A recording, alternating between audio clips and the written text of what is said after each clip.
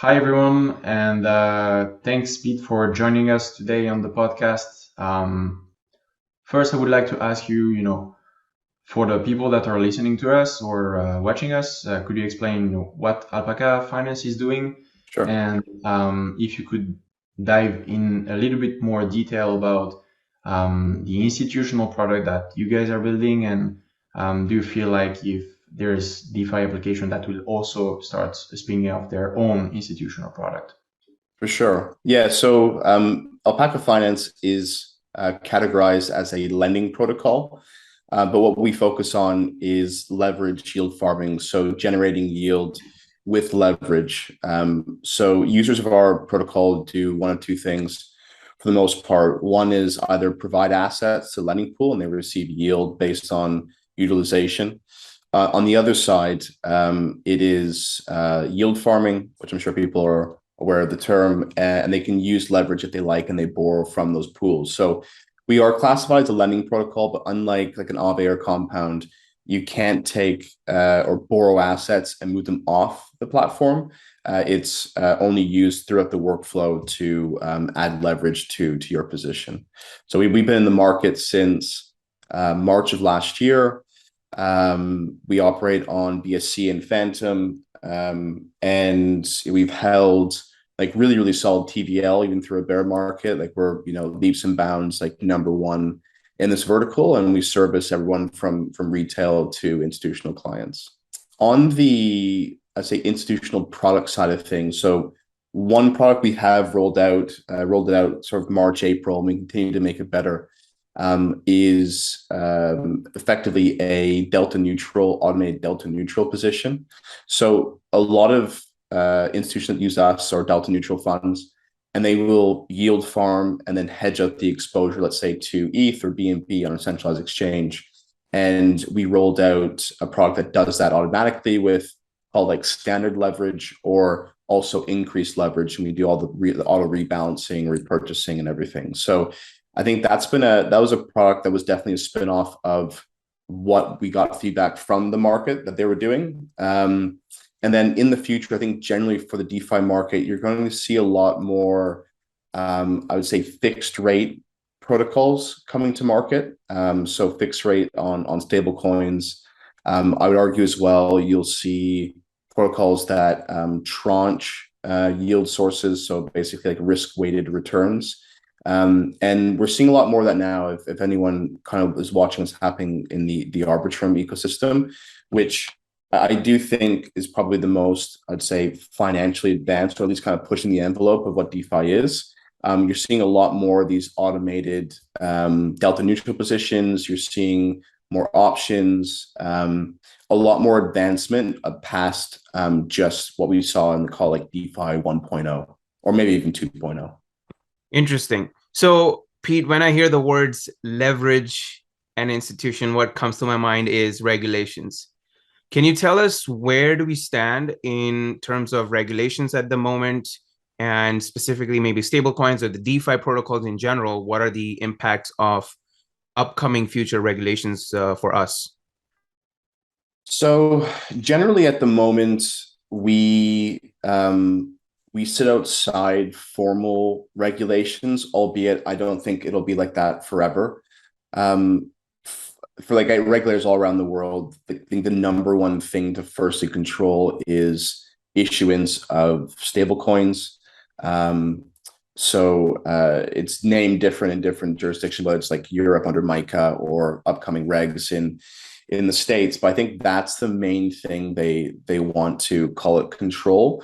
And anything right now in terms of DeFi or let's say NFTs are kind of sitting outside of like the focus or purview, albeit there's definitely a focus on bad actors in the space, I would say. So again, a bit biased, working for a DeFi protocol to say that we shouldn't be regulated. I think there's definitely is a shout that there will be a reason to be in the future, but one thing we don't want to do is stifle innovation. And the apart from putting like hacks aside, which is one area that I don't think regulation maybe can kind of solve, but maybe aid in.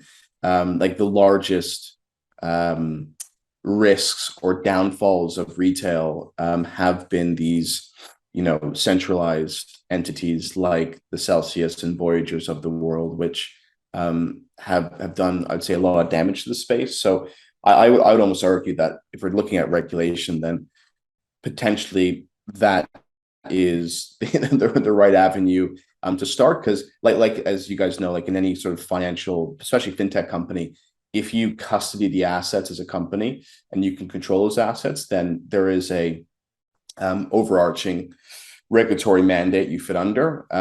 DeFi is a bit of a nuance because you can argue that we don't have control of the assets they send into a smart contract, albeit we do have control over the smart contract. But what we can do and what we do is any changes for contracts go through like a 24-hour time lock, which funds, for example, will monitor and look at the changes and make sure they're not negative. Otherwise, they go through like a complete audit. Audits are not foolproof, but they do go through a complete audit on these feature upgrades. So I think generally in DeFi, we're trying to be more self-policing, albeit there's bad actors in like regulated and unregulated markets. So again, coming back to the MiCA regulations, is there anything specific that catches your attention, whether it's a positive or negative for our space? So I think with all regulation, it tends to regulation tends to get more burdensome rather than less, right? And I think MiCA within the EU is the first one to sort of at least put it on paper, all the different moving parts of this, and potentially in the future where they'll fall. So at least they're kind of putting it in a direction where, if you look at the States, they've talked about stable coins, and there's always spats with different regulatory bodies there, but no one's kind of put it into a single direction. So like DeFi and NFTs kind of sat outside of, but it's more of a case by case basis, and I don't particularly like case by case basis, and nobody does, because you sit outside regulation at some point, whether if you're doing good things or bad things, and at some point you could be rolled back into it retrospectively, right? So I understand that with this downturn in the market, like the entire market cap is very small when compared to traditional markets, and stable coins are by far and large probably the biggest threat, especially after UST or Terra's algo collapse, which was not good for the space for sure. I think like USDC, and I know USDT has done a lot more work to give transparency, but I understand from the ECB that they do want to control, let's say, stablecoin issuances, like Euro stablecoin issuances in the States. They want to do that with the USD, which it seems like obviously USDC is kind of like the chosen pony, but I guess they don't want to see more come to light. But yeah, there is definitely, the one positive about, call it, decentralized stable coins is it can be censorship resistant, which I think is a net positive if it's done correctly.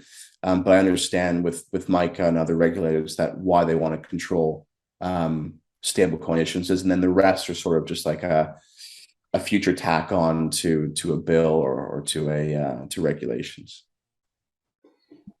Yeah, definitely agree on that. I would say that we can almost certainly look at it from the regulatory perspective in a way that they will essentially regulate on an incremental basis, and I almost feel like it's easier for them to regulate what is the closest to them, meaning that regulation of stablecoin is something that they can easily quite understand, because that's something that is very common in traditional finance.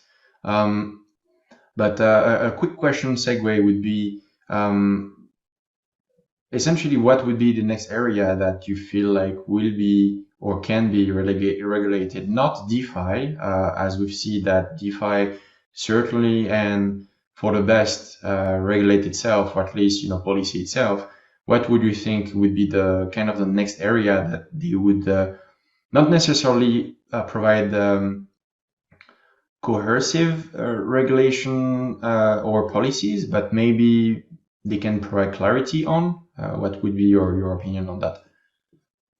Yeah, so it takes Celsius as a case study, which they had to hop around different jurisdictions, and it was a fair black box for most people. And people that used Celsius weren't just retail with no clue. They're people that worked in the industry as well, right? So because it was a very hands-off approach, which I think you always need that type of service like you guys provide, right? Where there is a hands-off approach to, let's say, stablecoin yields, and someone on the back end can handle all the strategies, because you just need that in the market. But the types of activities that they were participating in, first off, were like complete black box, but like horribly risky, right?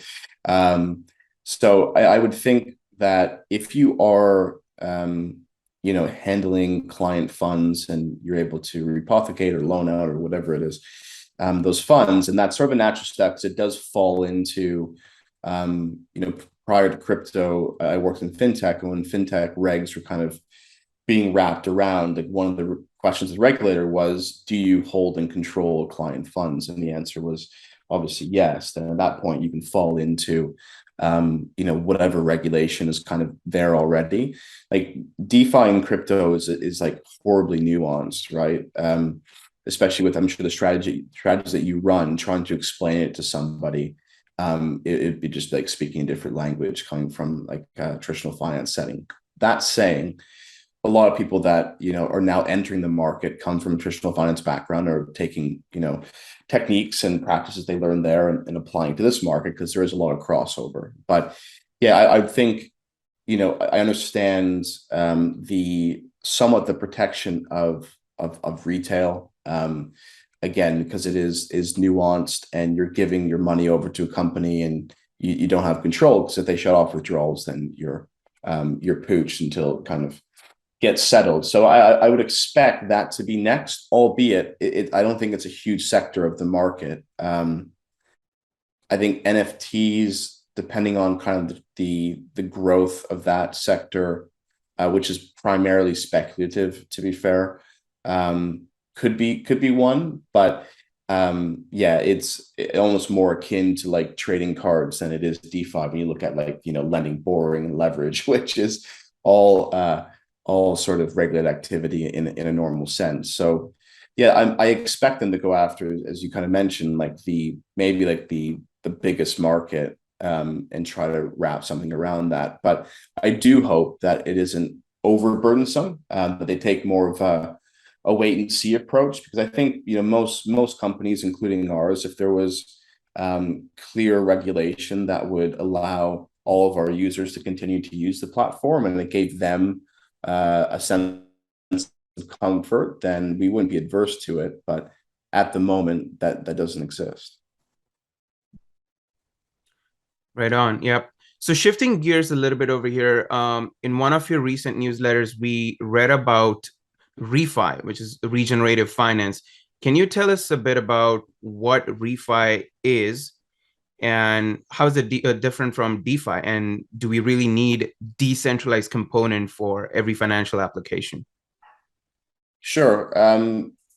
Yeah, so I do newsletter every week, and just pull in different pieces of news from around, focus on institutional markets. So it's around general news, funding, products, and regulation. And I think it's good for the audience to see different, call it developments, or different new words. Like ReFi was something I didn't come to prior, and I don't think we need a decentralized application for particularly everything. Like in ReFi's case, I do think it's sort of a way to put an acronym beside what's sort of happening already. So it's a good contrast and compare, where the people talking about ReFi or pushing ReFi, we're talking about kind of predatory banking systems and exclusivity in banking systems, which is primarily an issue in emerging markets. And I would argue that crypto, in a sense, has already sort of solved that. Like if you look at remittances coming from, let's say, the States to the Philippines or to Mexico, I don't remember the exact number, but Bitso, which is a Mexican exchange, quoted a very high amount of remittances coming through the platform now, which you don't have to go through like the predatory Western Union type system. So I do think the ReFi is more of a way to repackage what's going on, but it does highlight that what fintech was, again, started wanting to do was democratize finance and be more inclusive to particularly emerging market countries. And it couldn't quite do that because it needs to operate solely within the traditional banking system. So I'll give you an anecdote. So in Mexico, if you want a bank account, you have to hold, I think it's like 2,000 or 4,000 pesos in the bank account every month, or you get charged about $20. And the 2,000 pesos, maybe 150, 120 bucks. But most people there are hand to mouth. So having a bank account, even if they wanted one, just isn't doable, right? But with crypto, you can have effectively an account on your phone, and everyone has some form of smartphone. And you're not getting charged for that. You can easily send it into an exchange with a very tight spread and withdraw it down to local currency. So yeah, I think that's already like the making financial services more widespread in emerging markets is definitely something that crypto has done, I would say, a bit more quietly, and happens in Argentina, where you can hold your money in, let's say, DAI or USDC outside of the Argentinian peso and just check out when you need to, which is a hugely powerful thing with drastically high inflation. So yeah, I think it's that article is mostly a way to repackage what's going on, but it does highlight the fact that crypto has, I think, bridged a lot of gaps where fintech has just not really pulled through when looking at exclusivity or inclusivity of banking infrastructure or banking products. Insightful, very insightful. Pete, I would say thank you for joining us. Pratik, before letting Pete going away, do you have any more questions for him? Nope. I asked all the questions I had. All right. Thank you, Pete, for joining us on the podcast today. Great.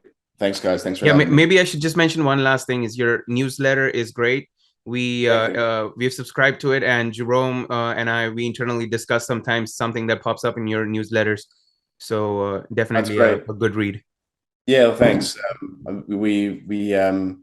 It's a recent focus of ours. We've been running for the last couple of months, and yeah, what we want to do for readers is simply give them a very broad view of what's going on in the market, but also like a weekly take by take of what is the focus. And it's helpful for us internally as well, because by sort of aggregating this news, we can see different trends. Like there's a lot going on, I would say, outside of CT or crypto Twitter and DeFi that most don't see. So there's lots of really big players entering the market, like the Fidelities of the world and NASDAQs that are all rolling out some form of crypto products. So take Fidelity, where you can buy and hold BTC and now Ethereum, which opens up a huge market for these assets. So yeah, you have really big players, and I'm based in Canada, and we fortunately have,